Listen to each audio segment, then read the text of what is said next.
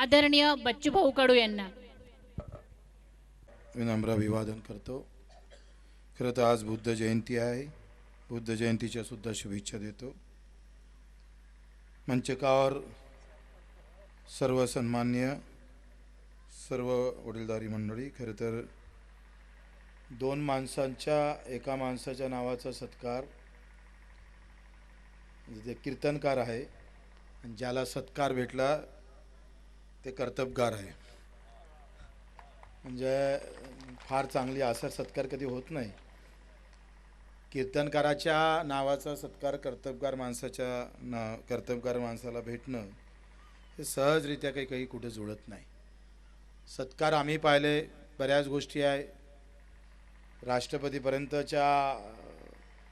पर्यंत जाणारे सत्कार आपण पाहिले, ते कसे असतात, किती माणसाला जुळतात आणि किती लोकांसोबत जुळले असतात, त्याचा उल्लेख नाही केला तरच बरं आहे. पण पोपटराव एक मोठं उदाहरण आहे. आपण नेहमी आम्ही राजकारणात असताना सगळेजण पदमागाची गडबड असते. मला तालुका प्रमुख करा, मला जिल्हा प्रमुख करा, मला जिल्हा परिषदची तिकीट द्या, मला आमदारकीची द्या. पण पोपटरावनं कुठंच तिकीट मागितले नाही. आणि पद हा त्यांच्यासाठी महत्त्वाचा विषय नाही. कार्यकर्त्याची जात काय असतं त्याचं उदाहरण म्हणजे पोपटराव आहे. लक्षात घ्या, कार्यकर्ता कसा असला पाहिजे. कुठल्याही प्रकारच्या पदाची, कुठल्याही प्रकारचे आम्ही पाहतोय अभिलाषा नसताना, कुठल्याही पक्षाच्या दावणीला न बांधताना सुद्धा एक गावच नाही तर अवघा देश नाही तर जगामध्ये आपली प्रतिमा निर्माण करणारं काम खरं तर कार्यकर्ता म्हणून किती चांगलं करू शकतं, त्याचं उत्तम उदाहरण पोपटराव आपण आहे. तुमच्या माध्यमातून अनेक गोष्टी आपण पाहतोय. जसं सत्यपालाच्या खंजीरानं अनेक सत्यपाल झाले, तसे तुमच्या सरपंचच्या माध्यमातून एक सरपंच आताच बोलून गेले. हे काही लहान गोष्ट नाही आहे. खरं तर असे लोक आहे म्हणून काहीतरी व्यवस्थित चालू आहे. पद असलं म्हणजे करणं भाग अलग गोष्ट है. जिसके पास पैसा है वो दान देता, कुछ अलग बात है. लेकिन खाने की व्यवस्था नहीं तो भी दान देता, ये सबसे बड़ी बात हो सकती है. आणि म्हणून अशा पैकी आम्ही पाहतो एक पोपटराव आहे का पद हा विषय महत्त्वाचा नाही आहे, पण पदापेक्षा कर्तव्य किती महत्त्वाचं आहे. आखरी ते तुकडोजीला जोडणार आहे, ते गाडगेबाबाला जोडणार आहे. जिथं कुठेही संताची परंपरा नाही, गाडगेबाबाची खानदान आम्ही पाहतोय कुठं श्रीमंत नाही. तुकडोजी महाराज कोणत्या मुठीतून आले, कुठल्या जगातून आले हे माहीत नाही. आणि मग तसंच आम्ही पाहतोय का पोपटरावची कोणती जात आहे, त्याचा कोणता धर्म आहे, त्याचं कोणतं गाव आहे, लोकांना माहीत नाही. पण पोपटरावचं काम मात्र माहीत आहे. हे खरं आपण तर कार्यकर्त्यासाठी फार महत्त्वाचं आहे. सत्यपाल आपण पाहिलं, ज्यांचा वाढदिवस 65वा जन्मदिवस आपण आज पूर्ण करतोय. मी 10व्या वर्गापासून, तिथून त्याच्या अगोदरपासून आम्ही असं बसून सत्यपालांना ऐकत होतो. म्हणजे आम्ही सत्यपाल महाराजच्या जवळ कधी जाव असं नेहमी त्यावेळेस वाटायचं. कधी आपण महाराजाला भेटन, कधी आपण त्याच्याजवळ कसून बोलता येईन का. पण कर्तव्यानं ते आज आम्हाला तिथं जवळ बसता आलं. पण सत्यपालची ख्याती आपण पाहतोय का कुठल्याही प्रकारचा वाजागाजा नाही. आता तरी यूट्यूबवर काही ना काही दिसतात, पण 2-3 वर्ष पाहिले तर सत्यपाल यूट्यूबवरही नव्हते. सत्यपाल सोशल मीडियामध्ये पण नव्हते.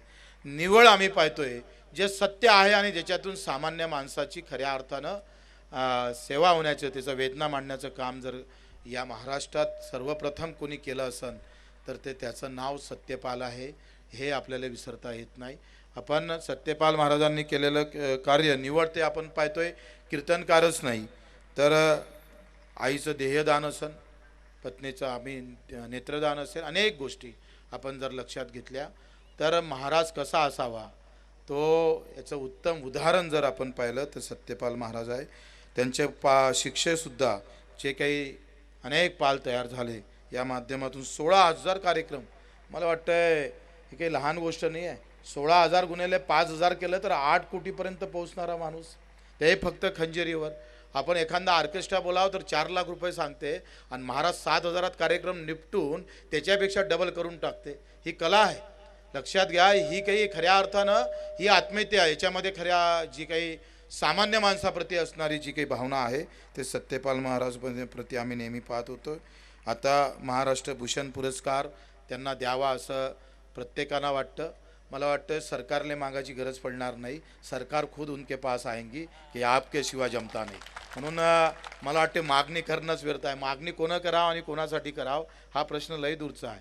पण सरकार येईन त्या लायकीचं सरकारने असं समजू आपण. मी जरी सरकारमध्ये असलो तर सरकार आमच्या लायकीचं झालं नाही म्हणून पुरस्कार भेटला नसेल कदाचित, असं पण होऊ शकतं. म्हणजे मी तेव्हा कडू आहे तेवढं बोलायला काही मी मागं पुढं पाहत नाही. पण माझं असं मत आहे की काय मागायची गरज आहे. सत्यपाल आहे. महाराष्ट्र भूषण पुरस्कार हा वेगळी गोष्ट आहे. आपण सचिन तेंडुलकरला सुद्धा भारतरत्न दिलं, काही कमी आहे.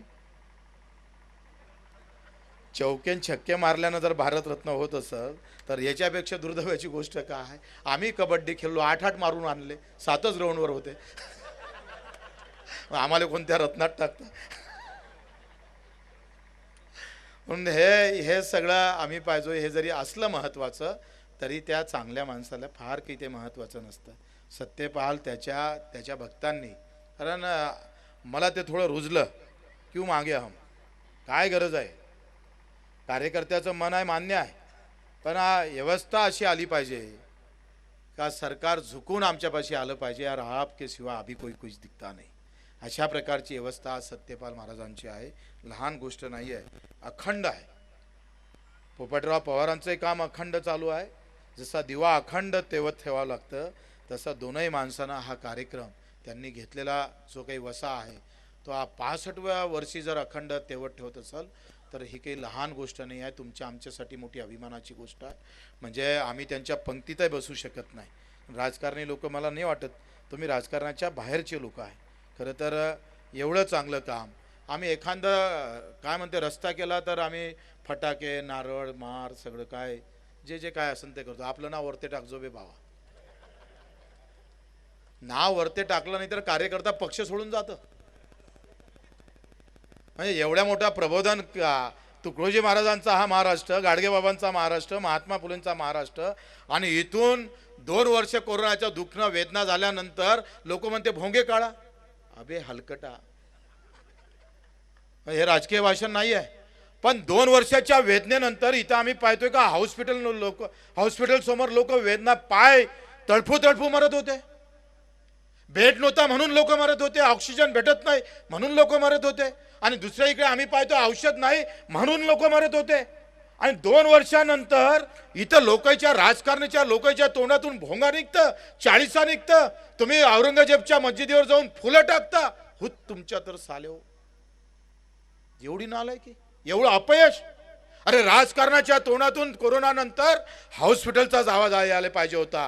प्रत्येक कार्यकर्ता आम्ही पाहतो राजनेता हा दवाखान्यासमोर उभा राहिले पाहिजे होता. अशी व्यवस्था झाली असती तर आम्ही म्हटलं असतं राजकारणी आता बरे झाले, चांगले झाले असं समजलं असतं. पण एवढं दुर्दैव आहे. भोंग्यासाठी महाराष्ट्र पेटवाले लागतंय. तुम्ही कुणाचं वाजवाचा, मी तर म्हणतो एकाचाच काय, पहिले राजकारणी लोकांचा भोंगा बंद करा ना. काय प्रचार आम्हाला निवडून द्या.